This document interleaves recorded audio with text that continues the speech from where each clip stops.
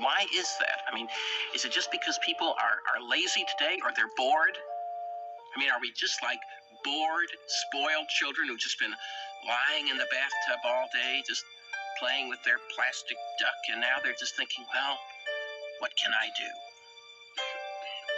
Okay, yes, we are bored. We're all bored now. But has it ever occurred to you, Wally, that the process that creates this boredom that we see in the world now may very well be a self-perpetuating, unconscious form of brainwashing created by a world totalitarian government based on money, and that all of this is much more dangerous than one thinks, and it's not just a question of individual survival, Wally, but that somebody who's bored is asleep, and somebody who's asleep will not say no? See, I keep meeting these people. I mean, just a few days ago, I met this man who I greatly admire. He's a Swedish physicist, Gustav Bjornstrand, and he told me that he no longer watches television, he doesn't read newspapers, and he doesn't read magazines. He's completely cut them out of his life because he really does feel that we're living in some kind of Orwellian nightmare now, and that everything that you hear now contributes to turning you into a robot. When I was at Findhorn, I met this extraordinary English tree expert who had devoted his life to saving trees. Just got back from Washington, lobbying to save the redwoods. He's 84 years old, and he always travels with a backpack because he never knows where he's going to be tomorrow. And when I met him at Findhorn, he said to me, "Where are you from?" And I said, "New York." He said, "New York, yes, that's a very interesting place. Do you know a lot of New Yorkers who keep talking about the fact that they want to leave but never do?" And I said, "Oh, yes." And he said, "Why do you think they don't leave?"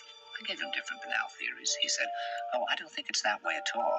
He said, "I think that New York is the new model for the new concentration camp, where the camp has been built by the inmates themselves, and the inmates are the guards, and they have this pride in this thing they've built. They've built their own prison, and so they exist in a state of schizophrenia, where they are both guards and prisoners, and as a result, they no longer have, having been lobotomized, the capacity to leave the prison they've made, or to even see it as a prison." And then he went into his pocket and he took out a seed for a tree and he said, "This is a pine tree." He put it in my hand and he said, "Escape before it's too late." See, actually for 2 or 3 years now, Chiquita and I have had this very unpleasant feeling that we really should get out. And we really should feel like Jews in Germany in the late 30s.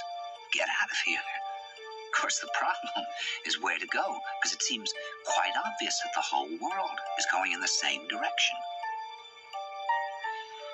See, I think it's quite possible that the 1960s represented the last burst of the human being before he was extinguished, and that this is the beginning of the rest of the future now, and that from now on there'll simply be all these robots walking around, feeling nothing, thinking nothing, and there'll be nobody left almost to remind them that there once was a species called a human being, with feelings and thoughts, and that history and memory are right now being erased, and soon nobody will really remember that life existed on the planet.